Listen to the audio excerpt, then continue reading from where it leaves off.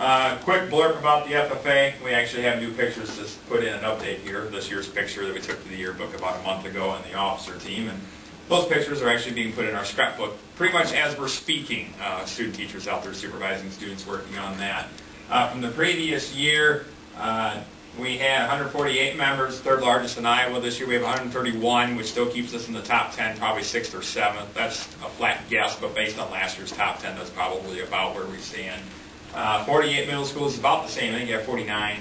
We're down a little bit in the high school in terms of enrollment, and then we usually have a half a dozen to a dozen out-of-school members. FFA membership continues for 3 years after graduation for those students that want to be involved in it for a variety of opportunities. In fact, for those of you who know Chad Ferdig, he was on the front cover of the Iowa Farmer Today about a week ago, talking about transition generations in the farm. He is still an FFA member. His membership will end in October, and he has been keeping his supervised ag experience record since his freshman year, and he will be applying for his American FFA degree this fall, and he waited till his last year to build up his SAE repertoire, if you will, so that he could potentially be considered for a STAR candidate.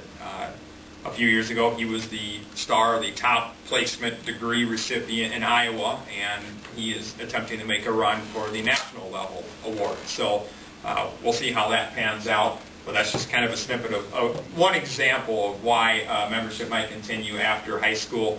We do have one senior this year that has turned an application to run for state FFA office, and should he be elected, that would be another reason why he might keep membership. Other reasons might be if I want to show livestock at state fair or other area fairs or shows, or apply for a National FFA scholarship or something along those lines. We've been a 3-star National FFA program, which is the top 5% nationwide for the last 3 years. I'll just leave it at that. There really isn't much more to explain there. It's a lot of paperwork and application process, but we have the activities to be able to back that up. Does that still mean?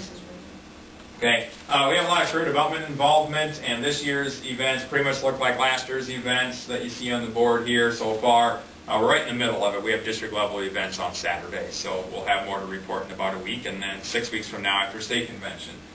We had 34 high school participants and 8 state top 10s last year, and 53, actually I think that's wrong, I think it was actually 55 high school participants in skills events. Leadership is more the speaking and presenting. Skills is more the judging and knowledge about a specific area, like livestock or meats or soils evaluation, dairy cattle, dairy foods, food science, ag sales, farm business management, to name a few.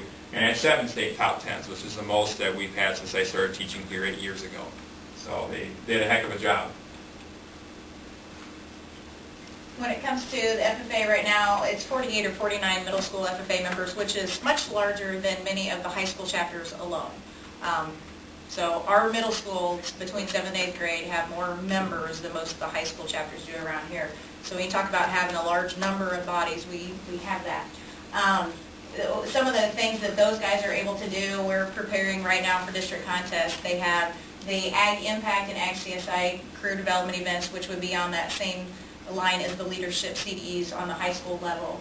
It's dealing with ag awareness, career exploration, and right now I have 19 students that are getting ready to prepare for these contests on Saturday. Should they advance on Saturday, they will attend the State FFA Leadership Conference with us in April.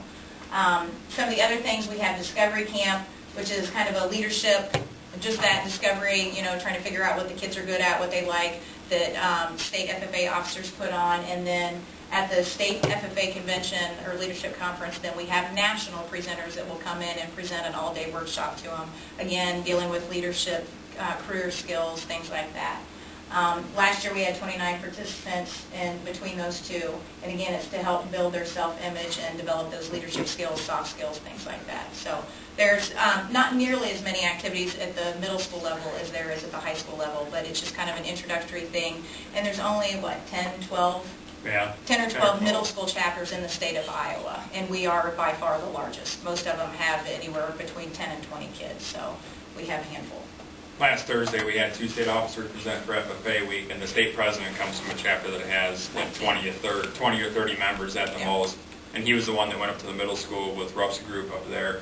What did he do? He asked if... He's just like, so how many of you guys are in FFA? And he was just speaking to the FFA chapter, and every one of their hands went up, and he's just like, oh, and I'm like, well, you're speaking to the middle school FFA chapter. He's like, well, you have twice as many people here as I had in my high school FFA chapter. So he was kind of surprised at that, to say the least. Professional support. This is the 4th year we've had a student teacher in the department, the 4th spring. It sounds like that trend might continue for the next couple of years, which I think is unique because we're not within commuting distance of Ames, Iowa State, which is the only place you can get a 4-year ag ed degree in Iowa, and we're not really close to anybody's family. I mean, it's I think significant that we end up picking up some, especially since right now they don't have a lot of students coming out of the department. Cooperation with other instructors. We've been asked about middle school, how do you operate, what does it look like, how does it work? Curriculum and coursework, there's always exchange going on with instructors at summer conference and throughout the year. What's your greenhouse look like, how do you use it, and the aquaculture systems. There's usually about one tour a year where somebody's going to come in and check stuff out. Last year, Sioux Central came down to check some things out. This year, there's a few people that are inquiring right now. We might wait until we have something growing a little more in the greenhouse to kind of see a closer finished product there. Last year at the Ag Teachers Conference, Iowa Association of Agricultural Educators, we were recognized as the Outstanding State Middle School High School Program for 2009. And to add on to that, I'll let you just share a little bit about what you're doing with the biotech curriculum stuff. Currently, I'm serving on the National Soy Board's National Advisory for Biotechnology Curriculum, and we've been putting together biotechnology coursework to be used in a regular high school setting, because right now most of the biotech stuff is being taught in the ag classroom, and they're really getting a push to get it in a regular science classroom. So I've been serving on this committee, and we're actually wrapping everything up, and we'll be debuting all of our curriculum for at least the first round of curriculum at the National Science Teachers Association conference in Philadelphia here in 2 weeks. And I just found out today that I'm going to be able to go, so I'm very excited about that. So very fun opportunity. So I really enjoy teaching biotech, so being able to get other people involved and interested in biotech is a lot of fun. It's a lot of work, but it's a lot of fun. So why do we do it? This just gives some information that our state FFA advisor works down at the DE, puts together every year, that talks about students that are in FFA that are really in that 3-quadrant deal, involved in the FFA, involved in the classroom, in their SAE.